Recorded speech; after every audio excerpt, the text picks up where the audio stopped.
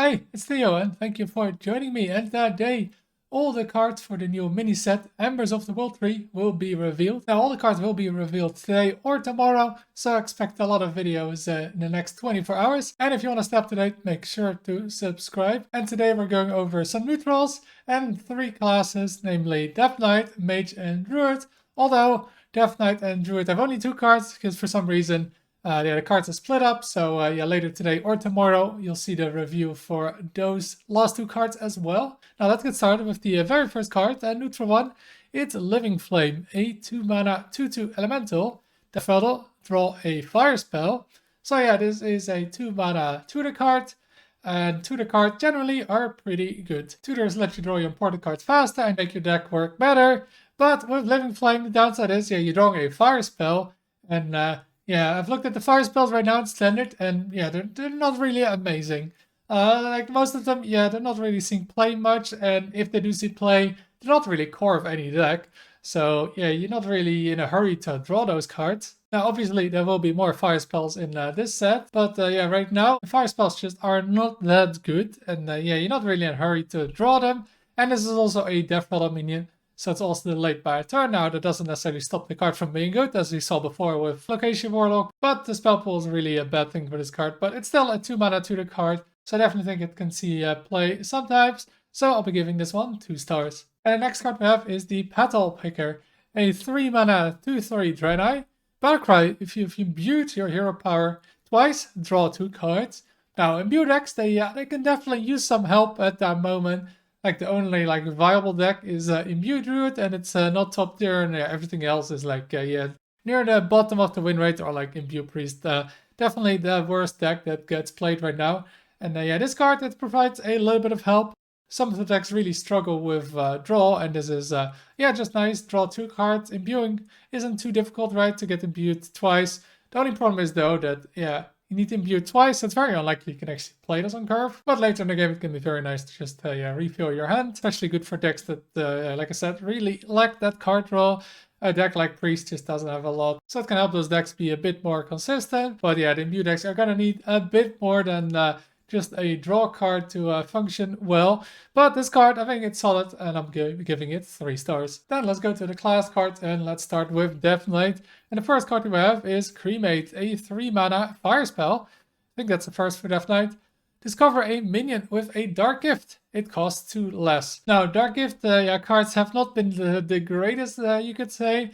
The main card that gets played is Xavius, but yeah, that's just because you get your own minions with Dark Gifts. But yeah, this one is a completely random minion. And yeah, that makes it very inconsistent. You never know if you're going to get a very cheap minion with a Dark Gift or some expensive minions. And yeah, again, you spend 3 mana and all you do is discover a minion that you don't even know if you want to be playing it. If it's 3 bad options, it's going to set you back a lot. And then you do get 2 mana back. So yeah, if you play it and it's a good minion, yeah, for 1 mana you got that minion with a Dark Gift.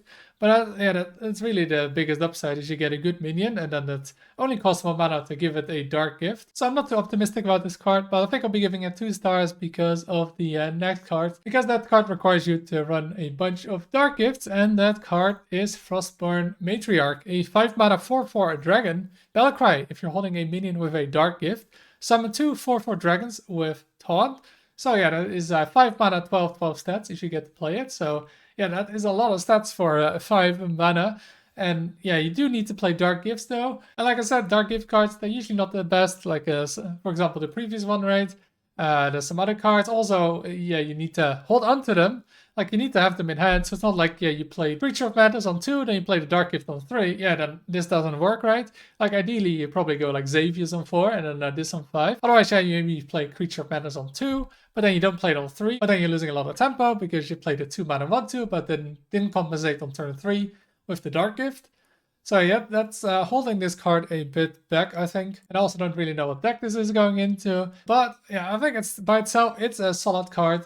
Maybe a new archetype gets formed where this gets played. And I think it's good enough for this card to get 3 stars. So those are the 2 Death Knight cards. And like I said, the last Death Knight card will be revealed later today or tomorrow, depending on where you live. Now then, let's go to the Mage cards. And starting with the Smoldering Grove, a 2-mana fire spell. Draw 1 card.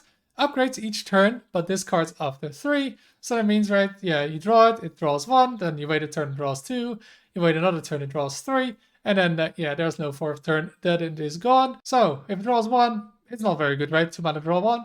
2 mana draw 2, however, is pretty good. And yeah, 2 mana draw 3 is really good. But yeah, there's a pretty big downside that you might need to draw when you don't want to, otherwise you might lose this card, and yeah, that's a -1 draw. But the good thing is, of course, that you can prepare for it.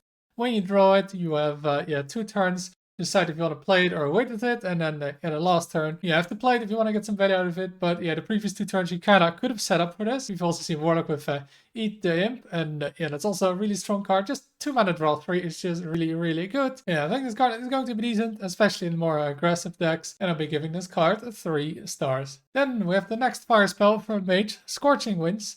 It is 3 mana and says deal 3 damage. Discard a random fire spell to deal 3 more. So I believe this is 3 damage and then 3 damage again, just like Molten Rune. So it's not a fireball, and yeah, this works way better with spell damage, since that doubles up. However, the downside is, yeah, discard a fire spell. Without discarding it, it's 3 mana deal 3, and that is definitely not worth playing. For that, you need to have yeah, a fire spell, or on your deck you probably want to have multiple fire spells for this to work. The only problem is there are not a lot of great fire spells for Mage to run. However, this seems like a good card to have in a burn strategy. A card like Sif, if a card like that is in standard, and yeah, then this is a lot of damage. But yeah, at the moment I don't really see a lot of decks that want to use this. This card is a pretty big downside, especially because if your deck, you know, you're playing like those fireballs, you don't really want to discard them. But I could see it being played a little bit in the future, in certain burn decks with more new fire spells, so I'll be giving it 2 stars. And then we have the last Mage card, the Inferno Herald, a 4 mana 3/6 elemental. After you cast a fire spell, get a random elemental and reduce its cost by 3.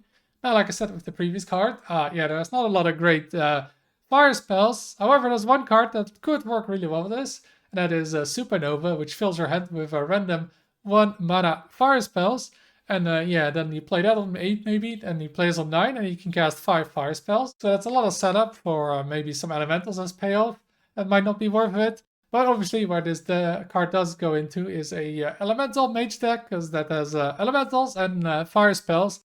And it can really abuse those elementals way better than any other deck. But yeah, do you want to be playing this in a fire elemental mage deck? I could see it, but I don't think it's going to be that amazing. Fire spell pool isn't that great for these elemental decks. There's only like 3 spells, different spells you want to be playing. So I'll be giving this card 2 stars.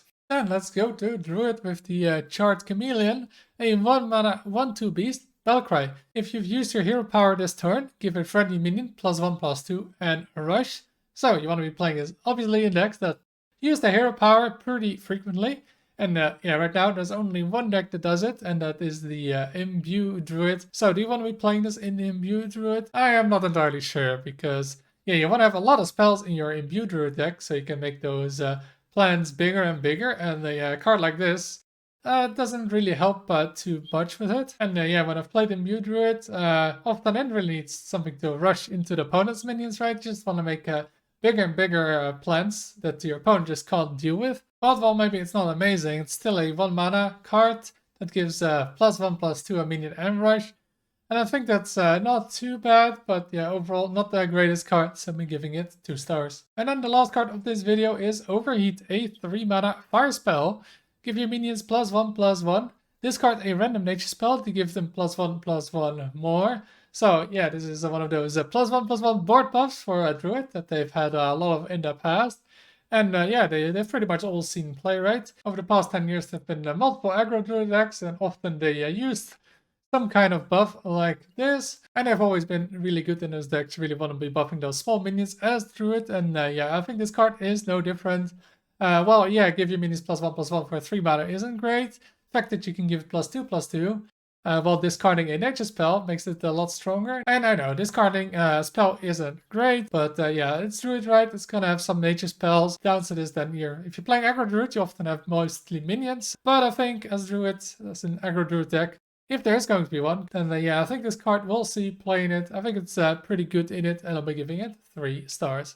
And those are all the cards for this video. Like I said, There's gonna be a couple more videos in the next 24 hours covering all the other cards from the mini set Embers of the World Tree. So stay tuned by subscribing to the channel, like if you enjoyed the video. Thank you for watching, and until next time.